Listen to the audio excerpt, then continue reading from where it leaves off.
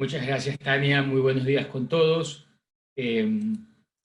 A partir de este momento voy a compartir también con ustedes sesión en video para que podamos tener una interacción más cercana.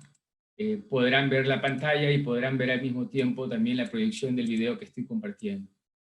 Quisiera agradecer a todos por el interés que han mostrado en esta temática y por el respeto de aquellos que nos hemos conectado de manera puntual. Vamos a dar inicio. Debo reconocer que en los asistentes tenemos un grupo bastante diverso. En la audiencia nos acompañan expertos en la temática de finanzas sostenibles nacional y regional, así como un grupo de académicos que está haciendo una masa crítica que promueve estas ideas. Debo además compartir con ustedes que estas temáticas fueron tratadas preliminarmente ya este día lunes con la dirección del Banco Central, quienes están explorando no solo este tipo de instrumentos, sino algunas otras alternativas dentro de un bosquejo de reactivación económica para el país. La sesión del día de hoy, y agradecerle a SPAE por esta oportunidad de compartir con ustedes estos temas, será un contexto muy problemático para nuestro país y quiero organizar nuestras ideas en 3 momentos durante el día de hoy. Vamos a tener un primer momento que nos deja algunos conceptos claves de cuál es esa interacción entre la crisis sanitaria y las agendas previas en materia de sostenibilidad y cambio climático. En un segundo momento vamos a explorar la importancia de construir resiliencia en la economía y vamos a descubrir este concepto con opciones que pueden permitir al Ecuador una transición y las opciones para financiarlo. No es tan importante en materia de sostenibilidad la fuente de financiamiento como su destino, y finalmente exploraremos algunos escenarios o recomendaciones para el paquete de reactivación que estamos informando en el día de hoy. Para dar inicio, quisiera a todos ustedes rogarles que accedan a la página menti.com. Ustedes pueden abrir sus exploradores mientras escuchan esta presentación, ingresar www.menti.com y por favor ingresar el código 759258. Eso nos va a permitir que podamos conocer.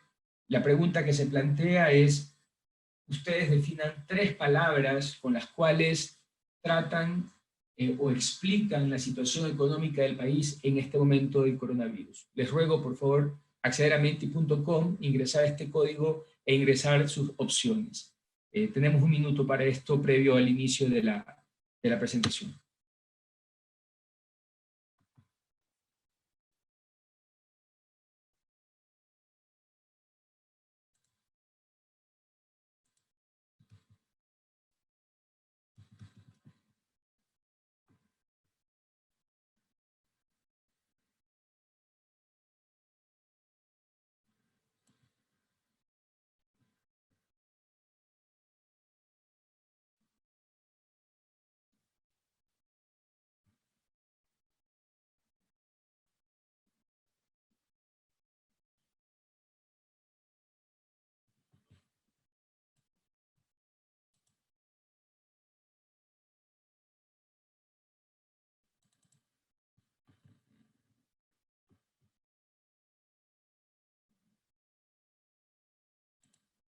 Pues bien, muchísimas gracias a todos por ingresar sus opiniones.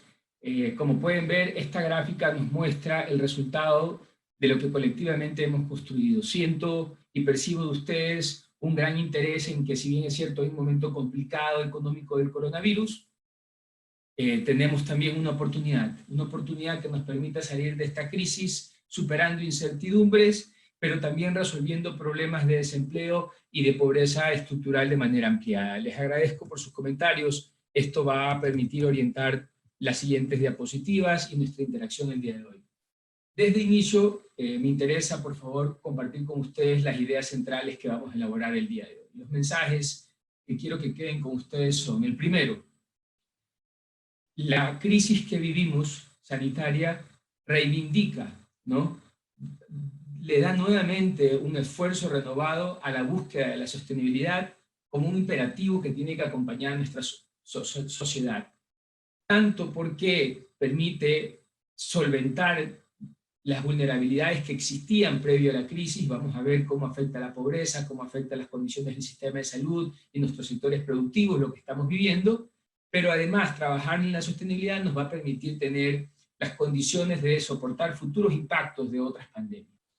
La segunda idea que quiero que quede con ustedes es que el modelo de desarrollo sostenible tiene que ser la base del régimen de desarrollo del país. Si bien es cierto, hemos dado pasos agigantados en ese sentido y forma parte del debate público permanente en los planes de gobierno, es ahora el momento donde tenemos que tomar decisiones de que el financiamiento de la recuperación permita a su vez financiar una transición urgente desde la solución del coronavirus hacia una economía que tenga mayores niveles de resiliencia. Unas opciones para poder alcanzarlo serán la bioeconomía, la economía circular y la infraestructura verde que vamos a conversar el día de hoy con ustedes, pero que no solo permitirán generar empleos en corto plazo, sino que ofrecen alternativas para traer inversiones frescas al país en un contexto dolarizado. Esto es fundamental. Tercera idea, la sostenibilidad del financiamiento, tanto en fuentes como destino, debe ser una orientación a la definición de los planes de recuperación y de igual manera tratar de enmarcar esto en la situación de endeudamiento que ya tiene el país para que la sostenibilidad de estas nuevas fuentes de deuda puedan permitir alcanzar una economía resiliente. Finalmente, exploraremos una opción particular de financiamiento que es la emisión de bonos sociales públicos y privados que consideramos pueden contribuir al plan de reactivación y reconstrucción siguiendo las tendencias globales que voy a compartir. Con esos mensajes y tratando de extender de manera amplia el contexto de la agenda de sostenibilidad en esta crisis que vivimos, aproximamos esta primera fase que explica un poco de las relaciones conceptuales que existen entre la agenda de sostenibilidad y el coronavirus.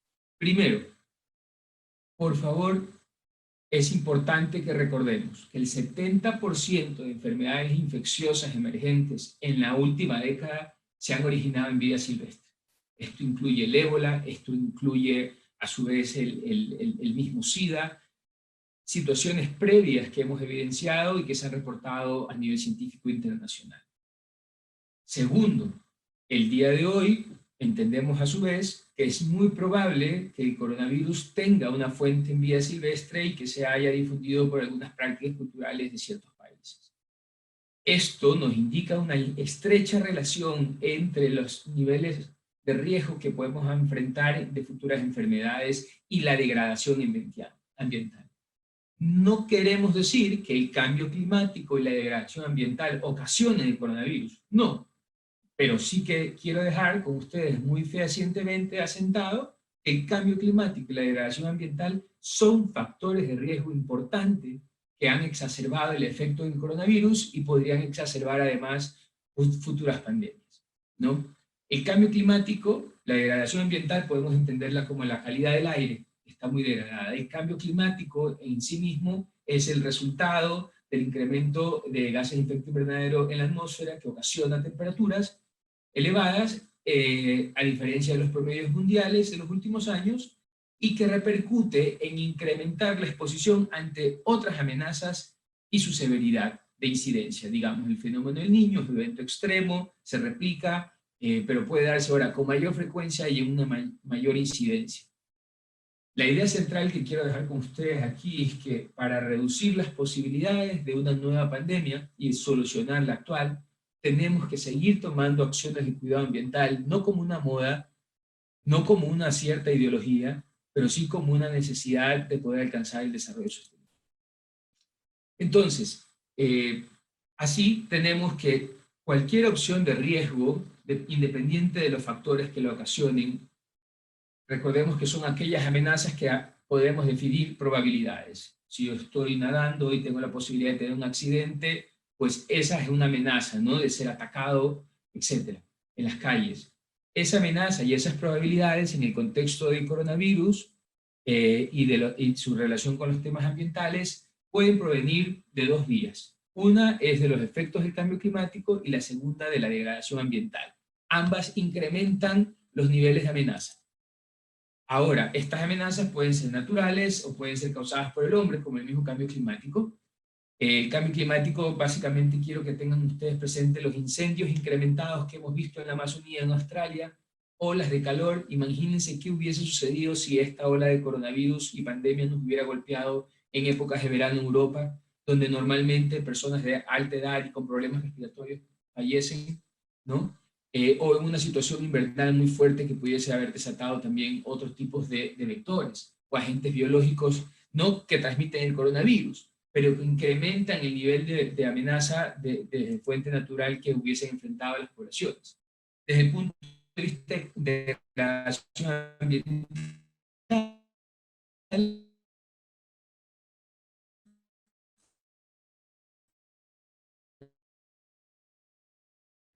contaminación del aire, recuerdo que y el peor, y tensiones de calidad de aire en ciertos países, donde además existen preexistencias de problemas respiratorios en su población, ha hecho que el coronavirus golpee con mayor severidad. Pues bien, si desde este lado tenemos amenazas de este tipo, también tenemos otros factores, como es la vulnerabilidad y la exposición. Es la conjugación de la amenaza con el nivel de vulnerabilidad de la población y su exposición lo que ocasiona el impacto de una pandemia. La vulnerabilidad resulta del modelo de desarrollo que tengamos. Si somos extractivistas, no somos extractivistas, si nuestras industrias contaminan o no lo hacen, si cuidamos nuestros recursos hídricos, la naturaleza, etcétera, a partir del modelo de producción y consumo que tengamos. Los segundos son que acciones de la gestión de sostenibilidad previa que se haya tomado, ¿no? Si estamos cuidando la ley, si estamos haciendo el ejercicio de protección de los derechos de naturaleza u otros, y qué planes además contra el cambio climático se hayan tenido, y finalmente la gobernanza, cómo estamos articulados para el manejo y gestión de los recursos naturales o de nuestras fuerzas productivas. El resultado de ese modelo de desarrollo va a ser una mayor sensibilidad, bien sea en desnutrición, inmunización, el acceso a servicios de salud seguro o redes de salud escasamente preparadas, como se ha visto evidenciado en estos días. Adicionalmente, la vulnerabilidad se conjuga no solo de la sensibilidad, sino que también que incrementa la vulnerabilidad, sino también de un factor que depende de los recursos, las capacidades y que tengan nuestra organización como sociedad, ¿no? Bien sea como comunidades, como empresas, como individuos, tenemos una capacidad de adaptarnos, de resistir estos cambios, ¿no? Si es buena nuestra capacidad adaptativa, pues podremos solventar alguna sensibilidad y la vulnerabilidad podrá ser menor. Pero si la capacidad adaptativa no es buena, incrementa también el nivel de vulnerabilidad. Finalmente, desde la gobernanza, tendríamos políticas de distanciamiento. ¿Cuándo fue asumida? ¿Cuándo se suspendió la jornada laboral? ¿Cuándo se va a reactivar? Todo esto conjuga en el nivel de impacto que tiene sobre nosotros el coronavirus, que a su vez repercute en los fenómenos naturales que hemos descrito, y bien tiene una interacción muy cercana con la sensibilidad que tiene ya nuestros sectores poblacionales, sobre todo los más vulnerables. Y el resultado de estos factores socioeconómicos que hemos descrito siempre va a redundar en cómo la economía se traduce en emisiones o contaminación y cambio de uso de la tierra, cerrando un ciclo de gestión de riesgo permanente en el contexto de una amenaza. Algunas lecciones que nos quedan del coronavirus frente a los retos de sostenibilidad y cambio climático. El coronavirus nos ha demostrado que los desafíos mundiales no tienen fronteras. Bien sea que la crisis se origine en China, nosotros hemos sentido los impactos. Lo mismo aplica para el cambio climático. El día de mañana que tengamos inundaciones, como ya las hemos vivido en ciertos países a raíz del cambio climático y sus cambios de patrones, los vamos a sentir todos. Segundo, como sociedad vamos a estar tan seguros como nuestras personas más vulnerables. Hemos visto que aquellos que han perdido su vida seguramente pueden ser geográficamente ubicados en los sectores periurbanos que tienen niveles de pobreza estructural y acceso a servicios públicos algo limitados. De igual manera, este tipo de desafíos globales requieren cambios sistémicos que pueden hacerse y que lo hemos demostrado estos días, no en nuestros patrones de comportamiento, de consumo y de producción. Cuarto, es mejor prevenir que curar. Crear una economía resiliente sin duda alguna nos va a preparar para una pandemia a futuro y además nos debe permitir salir de esta. Otro principio adicional es que todas las medidas de respuesta que tomemos deben estar basadas en ciencia, ¿no? Esto aplica al cambio climático y aplica al coronavirus. La política no puede influenciar cuándo suspendemos o cuándo reactivamos la economía o hacia dónde avanzamos. Tiene que estar basado en cómo podemos asegurar precautelar la vida. Con estos conceptos compartidos con ustedes, me voy a permitir ya adentrarnos en la temática de nuestra reunión, de explorar los modelos de desarrollo que pueden ser financiados y cómo podemos financiarlos. Antes de continuar, nuevamente les quiero pedir que ingresemos a menti.com e ingresemos este nuevo código, la pregunta que se va a plantear es ¿cómo usted esperaría que la economía pueda explorarse posterior a la crisis? ¿Sí? Van a ingresar 3 palabras que me va a permitir entender cómo ustedes ven en la actual crisis económica que vivimos y cómo podemos superarla. Tienen un minuto.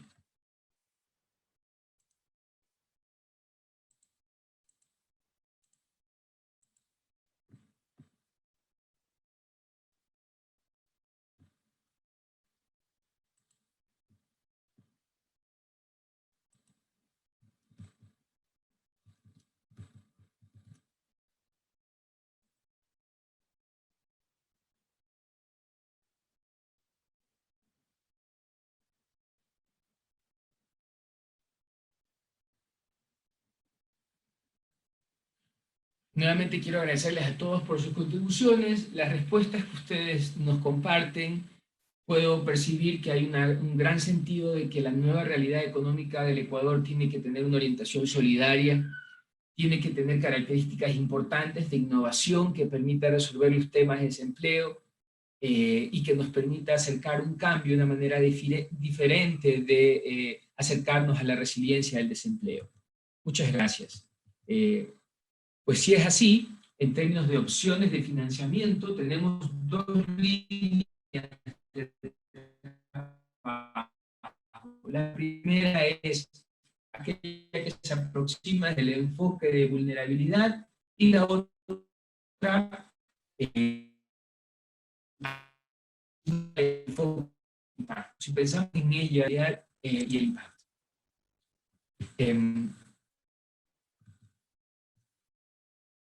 Un segundo que tenemos un pequeño problema. Estamos de vuelta.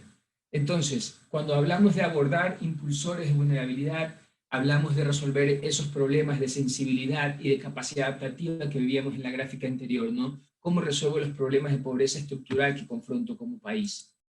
Ese enfoque de vulnerabilidad normalmente está asociado a elementos de financiación tradicional para el desarrollo, como tiene que ver la cooperación, como tiene que ver acceso a préstamos concesionales y otros que se han dado a lo largo de la historia del país.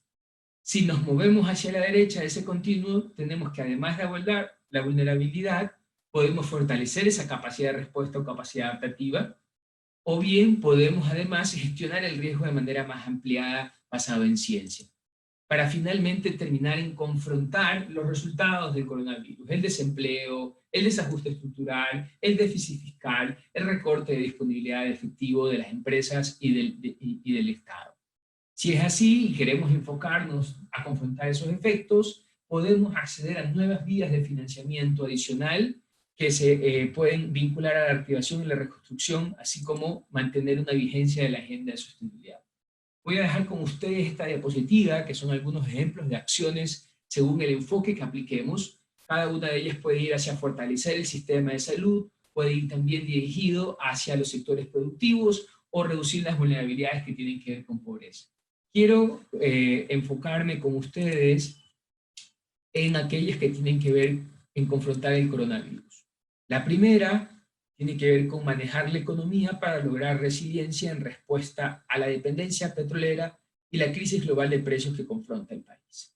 Lo segundo, reducir además el riesgo fiscal oculto por pasivos contingentes que resultan de inversiones insostenibles que puedan estar asociados al plan de reactivación, reconstrucción y algunas economías externas. Vamos a ver esto un poco más a detalle hacia adelante, pero quiero enfocar el enfoque, que valga la redundancia, este intento de resolver los efectos del coronavirus desde esta lógica económica.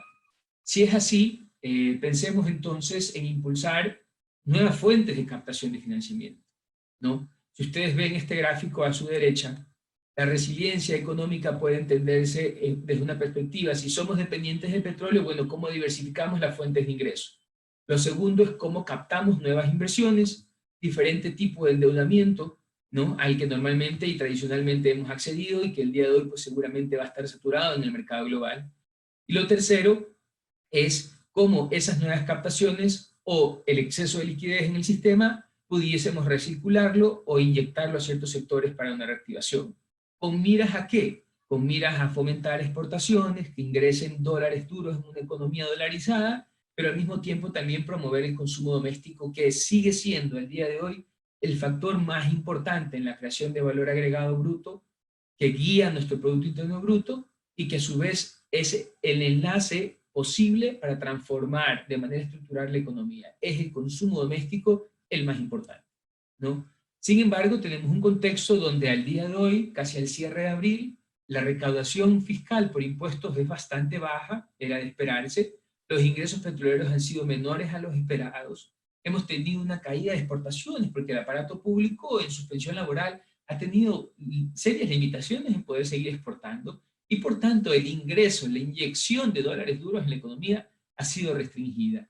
El gobierno ha hecho lo posible por mantener la liquidez en el sistema con líneas a través del Banco Central, pero el día de hoy mantenemos un déficit. Es en este contexto donde aproximar nueva financiación es importantísimo para el país, pero al mismo tiempo hacia dónde se dirige esa financiación.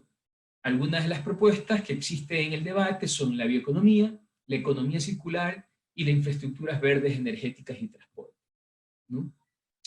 A continuación, pueden ver ustedes la publicación de Ansari & Holz ya desde el 2010 con respecto a los niveles de producción petrolera en respuesta ¿a qué? En respuesta a las metas globales que tenemos de reducción de temperatura, ¿sí? Ese porcentaje de crecimiento, como ustedes lo ven, en 4 diferentes escenarios. Línea azul continua, escenario de negocios normal, si no tuviésemos un acuerdo climático donde todos los países buscan reducir sus emisiones, y donde no hubiese una agenda tendencia a la sostenibilidad, si siguiéramos, digamos, en el mundo de los 80.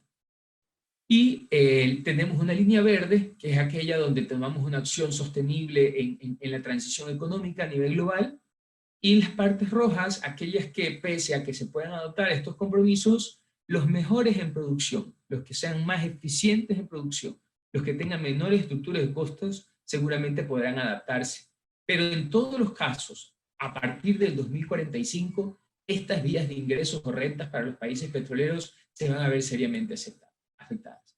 Lo podemos ver de igual manera en los flujos y en las proyecciones, digamos, niveles de ingreso y de precios del barril de petróleo que ha tenido el país. En la parte superior, en base a data del Banco Central, ustedes pueden ver la evolución del precio del petróleo de 1984 al 2018. En la parte superior de esa gráfica he ubicado además el nivel de producción mensual registrado por el Banco Central. Como ustedes pueden ver, en compensación a la caída del precio en morado, se ha incrementado el nivel de producción para tratar de asegurar el mismo nivel de ingreso y su sostenibilidad en lo que representa la economía nacional. Si lo vemos en el gráfico inferior, que es nuestro marcador en el mercado petrolero del precio WTI de Texas, vemos cómo el precio tiene una tendencia a la baja del 2000 en adelante, y principalmente este año hemos visto la caída y desplome en algunos días inclusive por nivel de cero. Hacia esto debería yo también mencionar que hemos visto una creciente tendencia al incremento de los costos de transportación por las tensiones en Medio Oriente, y un sistema productivo de petróleo como el ecuatoriano, donde la estructura de costos no es la más costo efectiva, no es la más eficiente, donde nuestros costos de transporte son complejos, además de que a nivel internacional la capacidad de almacenamiento del petróleo también se ve saturada, nos pone un escenario futuro de ingresos a partir de este año muy, muy extremadamente complejo, ¿no? En esas condiciones, aquí tienen una foto de Daniel Ortega cuando reflexiona estos temas y se ve un poco confundido, porque cuando le hablan de bioeconomía o de economía circular y economía verde, pues a veces no suena lo mismo. Yo quisiera con ustedes dejar un poco diferenciado estos conceptos para nuestra discusión. Esta gráfica nos indica la capacidad que tenemos de crecer en su eje vertical, y en su eje horizontal nos dice las vías que podemos alcanzar ese crecimiento, ¿no? Podríamos hacerlo en el primer cuadrante con algunos límites de crecimiento, con soluciones no ecológicas, en un segundo momento utilizando mejoramientos tecnológicos en los mismos procesos productivos, inclusive petroleros, pero finalmente donde llegamos y queremos llegar es soluciones económicas basadas en la naturaleza que puedan aportar, ¿no?, a una mayor sostenibilidad y un crecimiento sostenido en el tiempo. CE es economía circular, BE es bioeconomía y el GE es crecimiento verde. La bioeconomía sostenible es aquella que se encarga de transformar y de reemplazar en nuestra matriz productiva a través del uso de recursos biológicos, insumos que el día de hoy utilizamos derivados del petróleo. Uno de ellos son las resinas importadas derivadas del petróleo para el plástico, por ejemplo, podemos reemplazarlos con biopolímeros. Y de ese tipo de ejemplo tenemos otros. Al día de hoy tenemos también la capacidad de producir bioreactivos para la crisis de coronavirus, para realizar los laboratorios y los tests. Pueden realizarse también de origen biológico. Se lo ha intentado hacer en el país y estamos trabajando en esa línea. Son diferentes líneas que pueden trabajarse en términos de cadenas productivas. En términos de economía circular, es aquella que agrega valor sobre aquellos residuos desde otros sectores que hoy día de hoy podemos darles valor agregado, podemos generar electricidad a partir de desechos, podemos reutilizar, podemos además mezclar la resina virgen de petróleo con reciclada para seguir produciendo plásticos, o bien suspenderlos. Por otro lado, la economía verde la trato de orientar con mucho más fuerza hacia una reestructuración de negocios y de infraestructura. ¿A qué me refiero? Necesitamos un nuevo sistema de transporte, un transporte eléctrico que pueda tener escala nacional. Para ello necesitamos electrolineras. Esa infraestructura puede ser verde, puede ser nuevamente permitir empleos e innovación tecnológica, pero con un reenfoque. En su conjunto, la bioeconomía, la economía circular y la economía verde, lo que nos van a permitir es un mejoramiento de la renta económica. La bioeconomía, con algunos profesores que nos acompañan también en esta presentación, conectados desde Europa y desde Brasil, hemos analizado cuál es la contribución actual de la bioeconomía en el Ecuador. Usando la matriz de cuentas nacionales del Banco Central, la bioeconomía aquí en verde nos indica que todas esas cadenas de la bioindustria, del biocomercio y demás, contribuyen a él. Ejemplos claros, por ejemplo, en el sector bioenergético tenemos la obtención de etanol a partir de caña de azúcar. No es la agricultura per se, que igual se le indica que es un sector primario, es la agregación de valor que tiene estos sectores, se entiende como bioeconomía y aporta un 14% del valor adicionado bruto. De igual manera, tenemos que la bioeconomía es un importante contribuyente y generador de riqueza. Relativo a otros sectores, por ejemplo, como el empleo, que tienen 8%, y en promedio, todos los sectores relacionados a bioeconomía aportan casi el 12% de los impuestos del país. En términos de empleo, la bioeconomía al 2017 aportó el 20% de su generación total de manera importante. Sí destacamos que la masa salarial en su conjunto es un valor importante del 10%, pero la remuneración promedio que tiene el sector podría mejorarse, está en $207 al mes. Eso quiere decir que tenemos que seguir incrementando los niveles de inversión en este sector para poder especializar empleo y alcanzar mejores remuneraciones. Pues bien, con esas lógicas de cómo construimos resiliencia a partir de una conversión productiva, la pregunta es cómo podemos financiar cualquiera de las decisiones que se tomen a nivel político y como sociedad del debate del régimen de desarrollo. Desde la óptica del desarrollo sostenible, pensamos en 4 dimensiones: el financiamiento de lo ambiental, de lo social, de la gobernanza y de la economía en sí misma.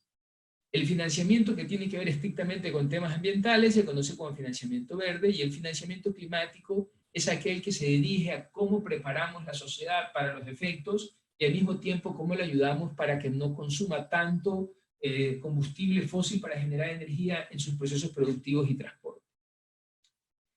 Si nosotros definimos una meta, lo que se recomienda para lograr el éxito en su logro es poder movilizar de manera sinérgica todas las fuentes posibles de financiamiento, ¿sí? Alineadas a ese objetivo para alcanzar un impacto.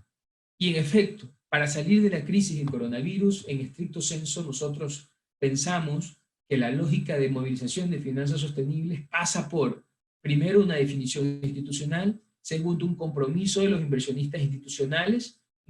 Para que ustedes conozcan, en el mercado de valores, el principal inversionista institucional es el BIES, ¿no? Lo acompañan otras instituciones, como el mismo Banco Central, o bien el Fondo de Inversión Ambiental Sostenible, que se ha convertido en un actor importante en los últimos años, Seguro Sucre y otras empresas del sector público, ¿no?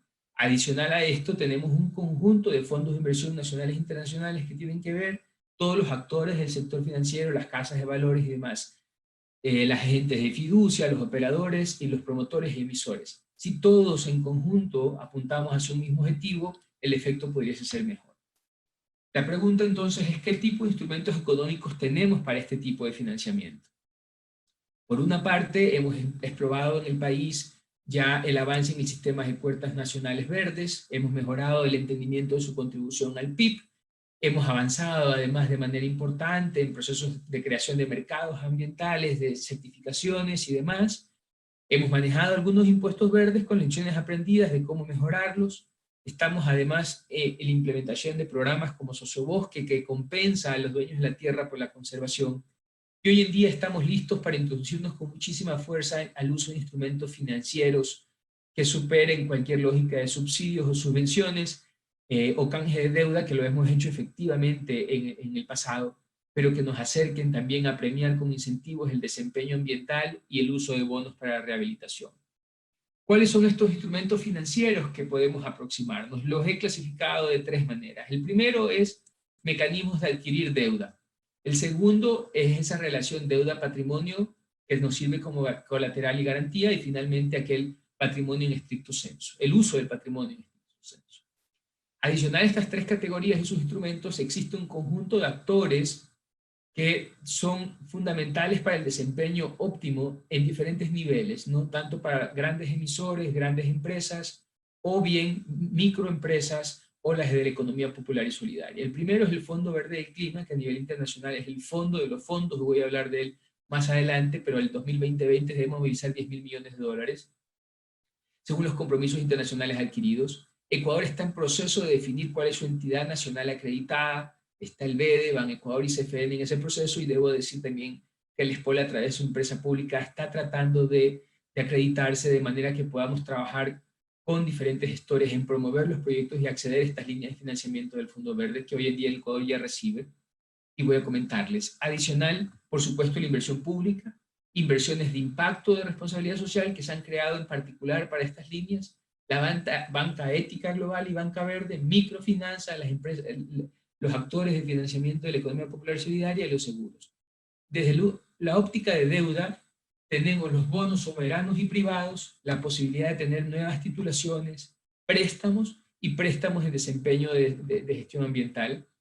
En términos de deuda patrimonio, hablamos también de emisión de bonos a perpetuidad por parte del Estado y otros bonos convertibles. Y en términos de patrimonio, podemos buscar alianzas público-privadas, joint ventures o fideicomisos de inversión que permitan dinamizar.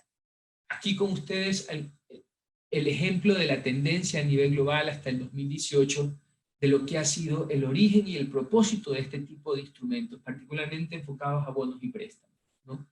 Tenemos más de una década en este proceso. Debo indicar que el común denominador en el uso de estos bonos es el uso de los ingresos. Toda recaudación a partir de la emisión de estos bonos tiene que ser específicamente orientado a conseguir lo que propongan sus proyectos. En este caso, los proyectos deben seguir los principios de los bonos verdes o los bonos sociales o bonos sostenibles que aseguran tener impacto real en la sociedad en variables que determinen cada proyecto. Puede ser reducción de emisiones, puede ser generación de empleo, puede ser mejoramiento de calidad del aire, etcétera. Tienen que estar muy claramente, deben ser medibles, verificables y reportables. Los mismos han crecido en magnitudes increíbles de más del 70% en los últimos años, y en sumatoria total hablamos de 247.000 millones de dólares movilizados en la última década. El último año, el 2019, esta gráfica de Bloomberg, que la facilitó en una presentación pasada de Deloitte, hemos visto cómo en el 2019 la tendencia se mantiene, y el día de hoy, el 2020, lo voy a compartir con ustedes cómo se está desempeñando. Un poco para entender las emisiones realizadas por los países de Latinoamérica y el tipo de emisor que ha emitido estos instrumentos, ¿no? Ustedes pueden ver aquí los países, no se incluye Ecuador, lo voy a tratar de manera particular en diapositivas posteriores, pero el nivel de emisión está incrementándose. Todavía Brasil, Chile y México lideran estas acciones. El perfil del emisor incluye empresas privadas, gobiernos locales, bancos de desarrollo, emisiones soberanas, como en el caso de Chile, voy a topar ese caso, esquemas corporativos, préstamos, beneficios. Es decir, tenemos una gama amplia. Esto no solo se restringe al sector público o solo al sector privado, podemos tener una interacción muy valiosa. Lo que sí se observa es que existe una mayor preferencia en los plazos de emisión. Los bonos que se emiten son de corto plazo. Entre 5 y 10 años tenemos el 50% de las emisiones. más del 50% de las emisiones, ¿no? Los bancos regionales están emitiéndole en moneda local de igual manera. ¿A dónde se destina el uso de estos recursos en bonos? Digamos, un banco como el Banco del Pichincha hace la emisión de un bono verde, como lo ha hecho.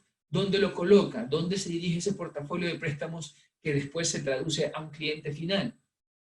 En gran parte, y más de un 50% casi, ha sido de energía, ¿no? Lo demás siempre es transporte, aguas y actividades agrícolas. Son los principales, tanto en el sector público como en el sector privado. De una manera general, para entender la lógica de lo que pudiese ser la banca verde, sabemos que todos los bancos tienen dos grandes segmentos, ¿no? La lógica de sus activos y sus pasivos. En los activos tienen sus carteras crediticias, a dónde están colocando sus préstamos, y en términos verdes se concentra en producción limpia, eficiencia energética y energía renovable. Y en términos de pasivos es de dónde obtienen esas líneas de recursos. Entonces, si un banco emite un bono al mercado de valores, viene el Banco Interamericano y lo puede comprar al 3.5% de ese bono, el banco a su vez puede colocarlo a un 7% a un cliente final, todos ganamos, es una menor tasa de interés, son tiempos de gracia distintos, son tiempos pagaderos también distintos de aportes de capital e intereses. Para que un banco pueda acceder a este tipo de lógicas, tiene que tener una clara política de responsabilidad social empresarial y un sistema de gestión de riesgos sociales y ambientales que no puede pasar desapercibido, y ya entenderán que aquellos que acceden a los préstamos también van a ser requeridos del mismo tipo de esquema. Esta inversión, por ejemplo, en términos de Brasil, Colombia y México, se apunta a que los bancos puedan en sus carteras pasar del 7% de colocación crediticia al 30% para el año 2030. Es un objetivo ambicioso, ¿no? Y el Ecuador no se está quedando atrás. A nivel multilateral tenemos líneas de cooperación que no tienen las mismas tasas de interés, son menores o inclusive hay préstamos concesionales que en gran medida están movilizando y creando un ambiente muy positivo. ¿Cuáles son los beneficios de poder emitir este tipo de bonos? Desde el sector público, lo hemos conversado con el Banco Central, es acceder a un grupo de inversionistas que tiene un enfoque distinto, ¿no? Los fondos de inversión en Luxemburgo, en Londres, que compran este tipo de bonos, bien sea públicos o privados, son distintos a los que compiten por los bonos soberanos generales. Desde el punto de vista privado, existen beneficios adicionales, además del financiamiento, como es el posicionamiento de la marca, la generación de un impacto positivo en el ambiente de negocios, y posicionarse como un jugador relevante en este creciente mercado. Cuando aterrizamos a bonos sociales, quiero que quede claro el objetivo de los mismos. ¿Qué busca el bono social? Busca financiar una solución o mitigar un impacto determinado de un problema. En este caso pueden ser bonos sociales para coronavirus, y les voy a mostrar lo que otros países están haciendo al respecto durante la crisis. Si estos proyectos, además de proveer agua potable, que es un beneficio social concreto, pueden demostrar beneficios ambientales, se tratan de bonos verdes en sectores como energía, edificaciones, transporte, pero también, ojo, el uso de tecnologías, ¿no? Y si además del beneficio social también se tiene el ambiental, estamos hablando de bonos sostenibles. Esa es la categorización más simple para no alargarnos en el tema. Vean ustedes la tendencia en la emisión de bonos sociales y las fuentes de emisión, ¿no? Es creciente. De igual manera, con los bonos verdes emitidos durante los últimos años y las fuentes de los mismos, un poco más desagregado a las láminas anteriores. Finalmente dejo con ustedes el rol que está jugando el BID respecto a estos temas, no porque la CAF y otros bancas multilaterales esté interesada. En efecto, el Programa de Naciones Unidas para el Medio Ambiente tiene un programa de financiamiento sostenible muy valioso que crea capacidades y difunde estos conceptos, pero un segmento del BID, una de sus agencias particulares, que es la de inversión, está comprando la emisión a nivel regional de este tipo de bonos en todos los países en escalas de inversión bastante importantes. Veamos un poco más de cerca el caso del bono verde emitido por el gobierno de Chile. Tenemos que se emitió en junio-julio del 2019, tuvo una asistencia del BID, se emitió una tasa del 3.5%, ¿sí? Tuvo 300 interesados, movilizaron 1.400 millones, aquellos se permitieron financiar nuevas actividades y además reestructurar pasivos que ya tenían.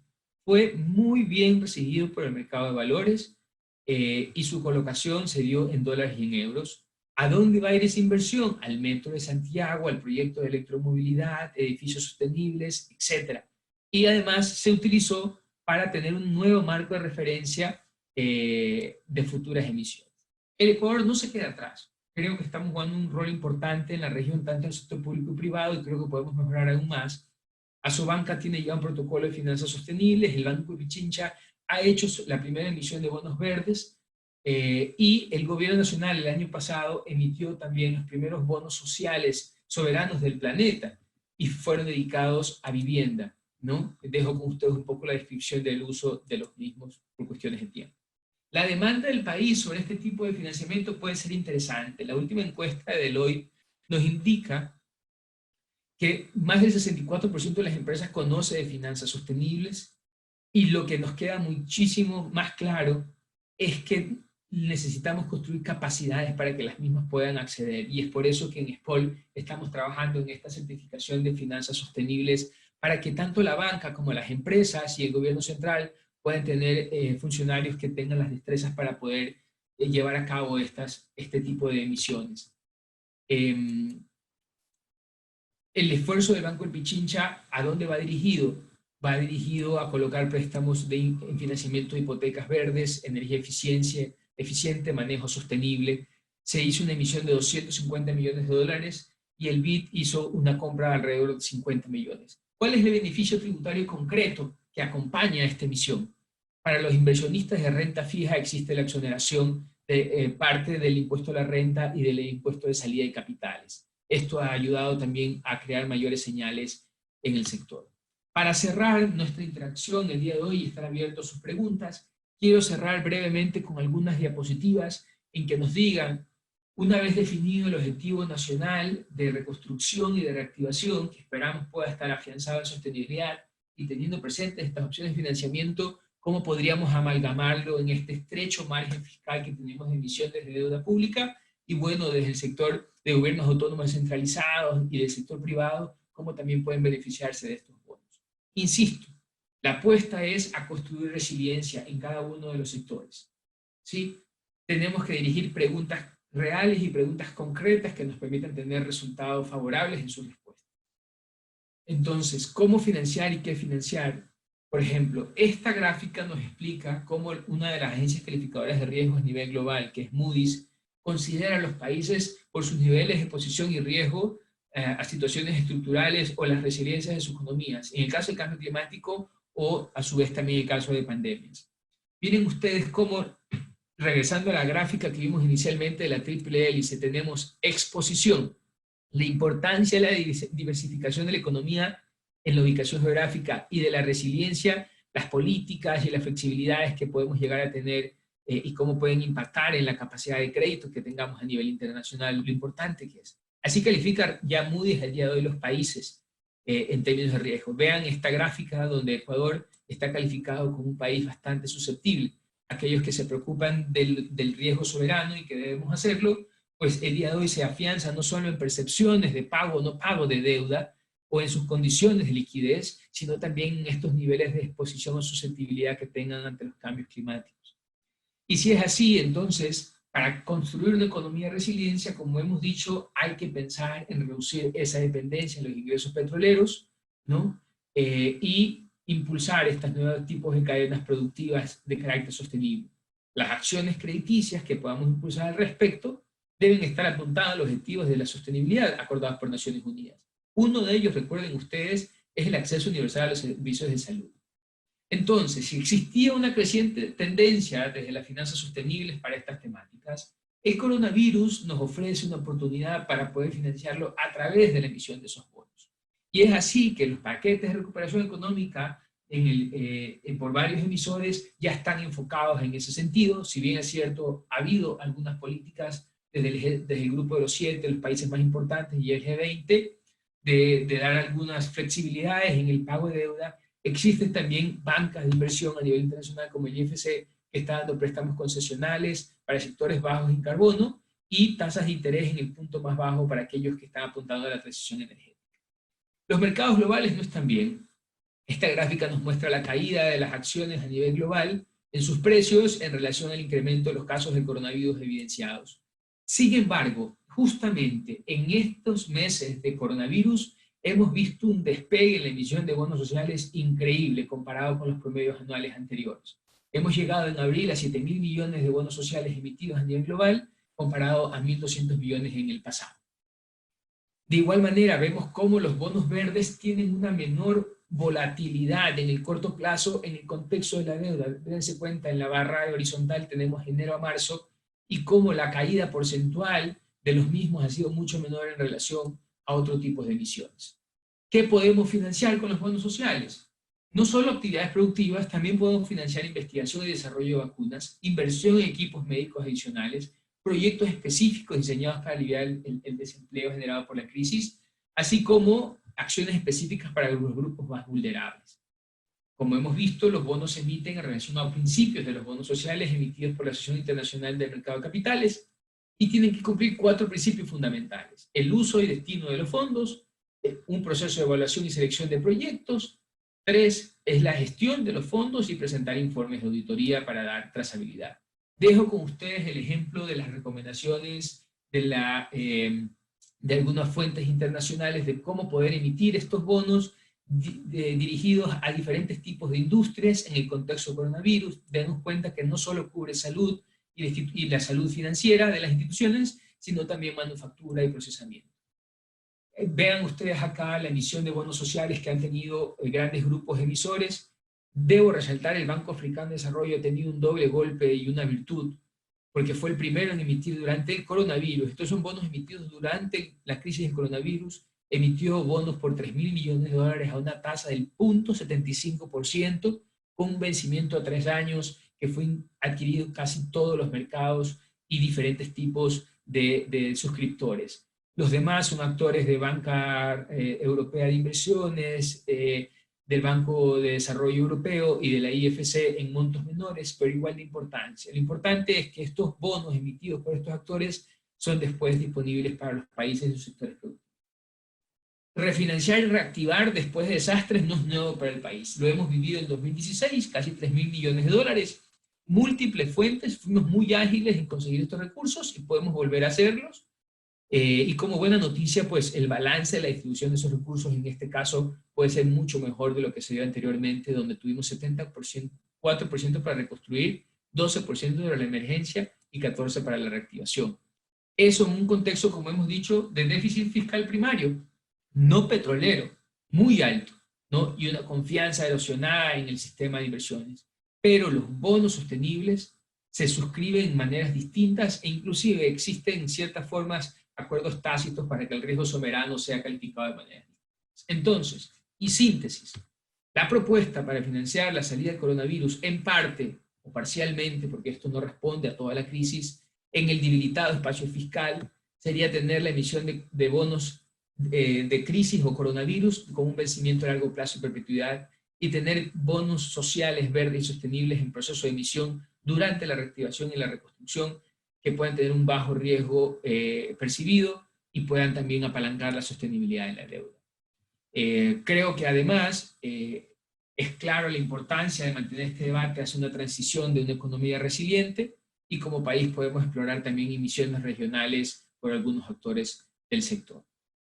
Podemos pasar de una economía con alta vulnerabilidad como la actual a una media y tener muchísimo más estabilidad como país. Reflexiones finales asociadas a los mensajes que compartí con ustedes. Lo primero es que el cambio climático y la degradación ambiental son factores de riesgo que exacerban las pandemias. Lo segundo es que el financiamiento de la reactivación debe priorizar la transición al modelo de desarrollo sostenible y crear una economía resiliente. Y finalmente, que esas fuentes de financiamiento de la reactivación y las actividades financieras aporten a lograr la sostenibilidad. Cada uno de los actores tiene sus diferentes responsabilidades, los reguladores, y quiero dejar con ustedes esta diapositiva que también nos asigna responsabilidades al sector productivo, ¿no? Desarrollar sus capacidades, cómo acceder a este tipo de financiamientos, a la academia, de cómo podemos trabajar conjuntamente con ustedes para fortalecer esas necesidades. Y ahí el ejemplo de lo que SPOL ya mantiene diálogos con el Programa de Naciones Unidas para el Medio Ambiente y la CAF, de cómo podemos hacerlo de mejor manera con ustedes.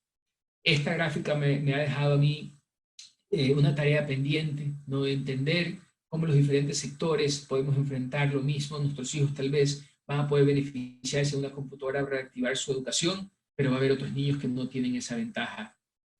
Finalmente, por favor, los invito nuevamente a ingresar a menti.com, ingresar este código. Ustedes me van a decir a mí cómo ustedes pensarían financiar la reactivación, y esto nos va a permitir compartir con todos la reflexión que como colectivo podremos lograr.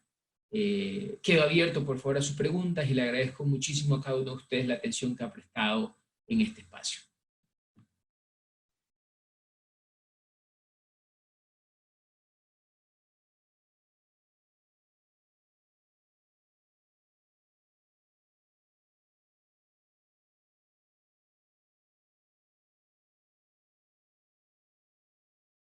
Hasta recibir sus respuestas a esta pregunta, voy a ir respondiendo algunos de los cuestionamientos que he recibido.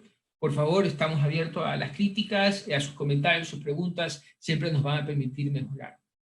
Lo primero es, José Posligua nos consulta cómo las pymes pueden acceder a financiamiento. Como lo hemos visto en la presentación, existen varias vías, ¿no? A través de la banca privada local, si las pymes presentan en sus opciones de reactivación líneas verdes o desempeño verde mejorado en gestión de desechos, ecoeficiencia y demás, van a poder acceder a préstamos de colocación directa de la banca privada y también de alguna banca pública.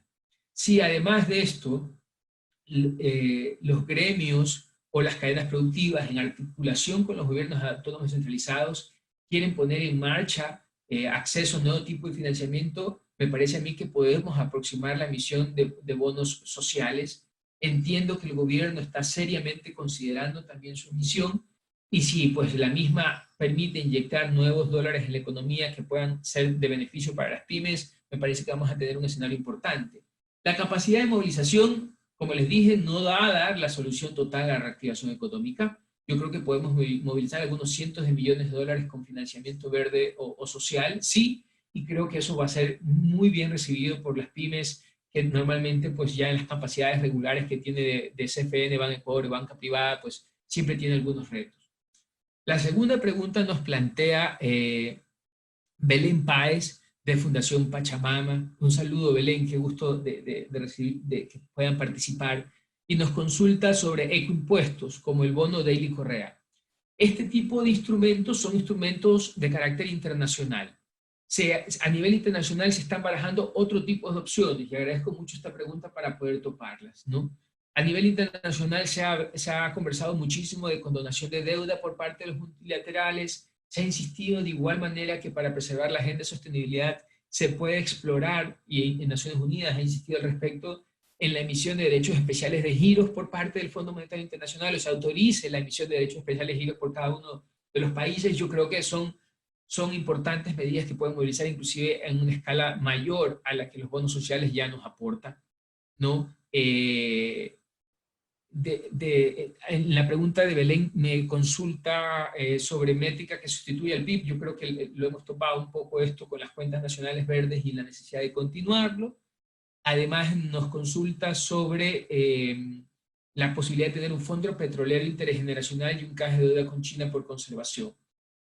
Yo creería, hemos sido muy exitosos en los canjes de deuda. Sin duda alguna creo que podemos explorar esto con China más en el contexto de supuestas responsabilidades que tengan con la crisis sanitaria. Y en términos, yo pensaría que más que un fondo petrolero intergeneracional, que lo hemos explorado en el pasado, deberíamos apuntar a un fondo creado con un porcentaje específico de los ingresos petroleros y de los ingresos mineros que permita financiar el proceso de transición de manera amplia, ¿no? Además de compensar costos sociales y ambientales que se generen, que son de importancia, pero la pregunta central es cómo financiamos la transición de manera sostenida, con una política además de transición ampliamente acordada y de manera participativa, y yo creo que ahí podemos tener resultados muy valiosos. Leonel Borges nos consulta, por ejemplo, desde el punto de vista del municipio de Playas, si los municipios pueden acceder a este tipo de bonos. En efecto, Leonel, así es. Los municipios a nivel internacional los están emitiendo. La pregunta, dependiendo del perfil de emisor, va a ser si pueden colocar en el mercado nacional o en el mercado global. Va a depender un poco de cada situación fiscal. Recuerden ustedes que el Código de Finanzas Públicas les permite a ustedes ya la emisión de este tipo de bonos para manejar sus finanzas y por tanto pues poder avanzar en este sentido. nos consulta Miguel Santos de la Fundación de Desarrollo Social de Durán, nos consulta con respecto a espacios de integración económica y productiva con otros países para poder viabilizar la movilización de estos recursos. Sin duda alguna, yo planteo que bueno, hay que explorar la FLAR, hay que explorar también lo que pueda hacer el BID y CAF para poder emitir bonos a escala regional que permitan movilizar y colocar directamente en los países. Fernanda Gómez nos insiste en el riesgo país y es muy poco probable que los multilaterales deseen realizar su aporte. Cuando hablamos de financiamiento sostenible, como lo he dicho, y en las emisiones previas que el país ya ha realizado, justamente el riesgo país es un factor que afecta menos en este tipo de emisión que en los tradicionales procesos de adquisición de deuda. Entonces, es ahí donde podemos trabajarlo y creo que la mejor manera de ir trabajando a través del tiempo el riesgo país es justamente la transición a una resiliencia económica. Tenemos además a Pedro Castro, nos hace una aclaración. Pedro es uno de los coautores de esta medición de la contribución de la bioeconomía, que les comenté que hemos realizado desde SPOL. Me dice que debemos hacer énfasis en incentivar el consumo focalizado, no consumos suntuosos, sino esos consumos de bienes masivos que pueden ser y deben ser producidos dentro del país para afianzar la reactivación. Correcto, Pedro, estoy completamente de acuerdo. Debemos además focalizar sectores productivos, agrícola, sanitario y tecnológico, me parecería a mí muy importante. Además de poder tecnificar también la movilidad del dinero. El dinero digital es hoy en día no solo una medida sanitaria, sino muy importante además para solventar las limitaciones que nos da la dolarización. Alejandro Pérez nos consulta desde Venezuela sobre una visión de acción más concertada a nivel regional, ¿no? Y nos propone tal vez algo que pueda hacerse desde la CELAC. Sería muy importante, ¿no? Recordemos que la CELAC es un mecanismo de diálogo político e de integración que puede tomar decisiones. Lo mismo también podría hacerse a algunos otros bloques regionales como Mercosur y demás. Esta solución, como lo hemos visto en el Banco Africano, no solo pasa por lo que puedan hacer los países, sino lo que pueden hacer como grupos, y es muy importante que esos espacios de integración se reactiven con ese propósito y esa mira, ¿no? Cristina Vázquez nos consulta para los gobiernos autónomos centralizados. Insisto, yo creo que la emisión de bonos sociales de la crisis, así como bonos sostenibles, pueden ser herramientas muy valiosas para los gobiernos autónomos centralizados. El Código de Finanzas Públicas les permite hacerlo. La forma y el alcance de la estructuración tendríamos que revisarlo un poco más a detalle, y me comprometo con ustedes para tener diálogos específicos. Tal vez si pueden organizarlo, algún diálogo particular con Congope o con AME, yo encantado de acompañarlos con ustedes y entrar en mayor precisión sobre los mismos. Renato Garzón se refiere a los principios de Ecuador, ¿no? Los principios de Ecuador, sin duda alguna, para aquellos bancos que piensen adentrarse en la emisión de bonos sostenibles, deben ser refrendados por ellos para poder también garantizar no solo los principios de la Asociación Internacional del Mercado de Capitales, sino los principios de Ecuador sobre la responsabilidad corporativa que ellos tienen. Javier Elizalde nos pregunta si es posible que los financistas internacionales no ponderen el riesgo país cuando se trata de acceder a fondos sociales y verdes. En términos de movilización de fondos climáticas, existe la percepción de un acuerdo tácito que las consideraciones del riesgo país se ven ponderadas. No es una agenda distinta, es una agenda diferenciada, y como les he dicho, los suscriptores de la compra de los bonos además se constituyen fondos y fideicomisos de inversión para este tipo de líneas que tienen consideraciones diferentes al riesgo de la inversión asociada a condiciones políticas del país. Entonces sí, en efecto es posible que se haga y en efecto se ha hecho. Recordemos que la emisión que hace el Ecuador la suscribe con una garantía del BID y el mercado internacional la recibió muy bien y de igual manera otros países que han emitido. Janet Arias, eso no quiere decir que ignoran el riesgo país. Ojo, quiero dejar eso muy claro con ustedes y tenemos que seguirlo mejorando. Pero la emisión que puede hacer el Banco Central de bonos sociales no va a estar castigada como lo haría la emisión de bonos soberanos en el mercado global. Eso muy, muy probable. Janet Arias nos indica si elementos de esto pueden ser incluidos en la ley de apoyo humanitario. A mí me parece que sí. Yo creo que además de los esfuerzos que puede hacer el Consejo Nacional de Valores o la Junta Monetaria, la ley de apoyo humanitario debería introducir incentivos o disposiciones reales para que tanto el Consejo Nacional de Valores y la Junta Monetaria adopten disposiciones claras de cómo podemos movilizar el mercado de valores nacional y la emisión de este tipo de bonos en el mercado de valores nacional y a nivel internacional. O una instrucción clara, además, al Ministerio de Finanzas y al Banco Central para que como frente económico puedan explorar esto dentro del paquete de reactivación productiva. Gustavo Delgado nos consulta si podemos modelar una línea de préstamos verdes para brindar proyectos mineros responsables. No sabría si la línea puede ser para blindar, pero en efecto entiendo que se está explorando en el país la posibilidad de vincular a las reservas de oro la emisión de bonos sostenibles que blinden no solo la actividad, sino el cumplimiento de la normativa ambiental dentro del país y la normativa social. Me parece que puede movilizar recursos adicionales para un sector importante y usar el mismo como apalancamiento para dinamizar otros sectores sociales. Leonardo Gutiérrez nos consulta la importancia de tener una estructura jurídica para avanzar en la bioeconomía y no puedo hacer nada más que acordar y coincidir con Leonardo. Necesitamos no solo una buena estructura jurídica, sino ese pacto nacional que se refleje en una política clara. El año pasado el Instituto Interamericano de Cooperación para la Agricultura, Naciones Unidas y otros actores movilizaron diferentes actores, incluido la vicepresidencia, para explorar el pacto.